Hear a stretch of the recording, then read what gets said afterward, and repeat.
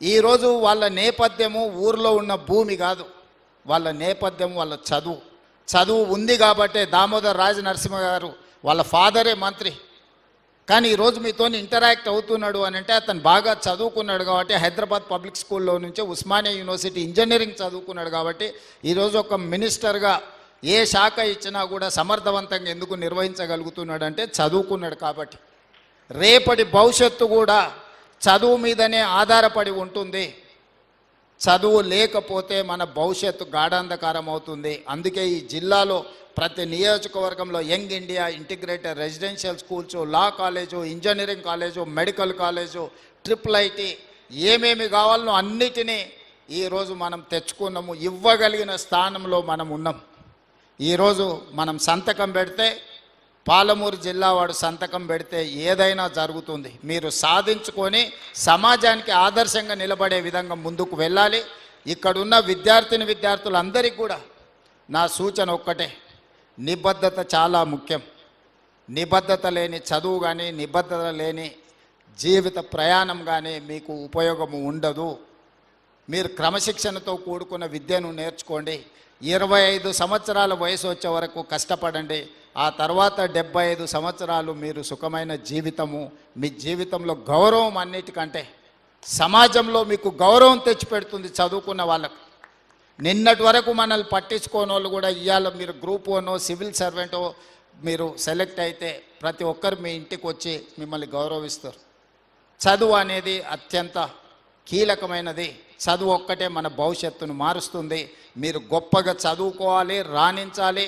ఈ మధ్యకాలంలో మనం రాజీవ్ గాంధీ సివిల్ ఎగ్జామ్స్కి ప్రిపేర్ అయ్యే వాళ్ళకు కూడా మనం స్కాలర్షిప్స్ ఇస్తున్నాం. ఎందుకంటే కోచింగ్ సెంటర్స్ ఢిల్లీకి వెళ్ళాలి అంటే ప్రిలిమ్స్ క్లియర్ చేసిన వాళ్ళకు 1 lakh, మెయిన్స్కి అటెండ్ అయ్యే వాళ్ళకి ఇంకొక 1 లక్ష రూపాయలు ఢిల్లీలో ఉండడానికి కూడా మనం అకామిడేషన్ ఇస్తున్నాం.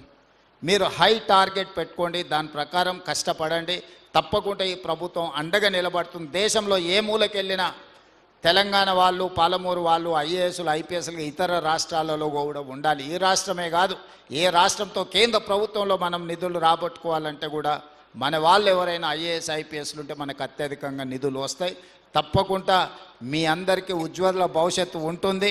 సంవత్సరం తిరిగే లోపల ఇక IIIT బిల్డింగ్ కట్టి ఒక మంచి క్యాంపస్ క్రియేట్ చేసి చదువుకోవడానికి ఒక మంచి వాతావరణాన్ని ఏర్పాటు చేయడం జరుగుతుంది. జీవితంలో ఏ స్థాయికైనా ఎదగండి. కన్న తల్లిదండ్రులను, పుట్టి పెరిగిన ఊరును మరవకండి. కన్న తల్లిదండ్రులకు గౌరవం ఇవ్వని వాళ్ళు, కన్న తల్లిదండ్రులను మంచిగా చూసుకొని వాళ్ళు ఏ హోదాలో ఉన్నా కూడా అది నిష్ప్రయోజనమే. తల్లిదండ్రులను బాగా చూసుకోవాల్సిందిగా సూచన చేస్తూ మీ అందరి దగ్గర సెలవు తీసుకుంటున్నాను.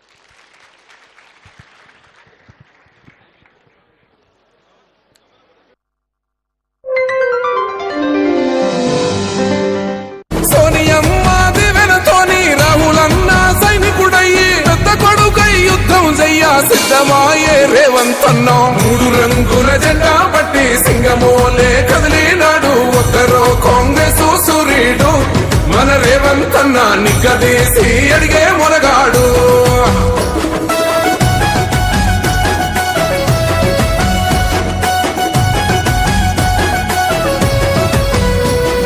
దాడులెన్ని జరిగిన గాని దడువలేదు రేవంతన్న, గంతకంతా ఎత్తుకు ఎదిగాడు.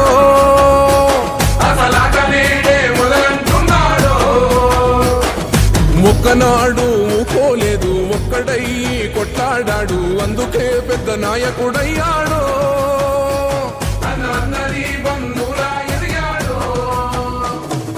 అమరవీరుల త్యాగం చూసి అమ్మ సోనియా చలువతోటి వచ్చిన మన తెలంగాణ రక్షణే చేయమంటున్నాడు. 3 రంగుల జెండా పట్టి సింగమోలే కదిలినాడు. ఒక్కరో కాంగ్రెస్ సూర్యుడు మన రేవంతన్న నిగ్గదీసి అడిగే మొనగాడు.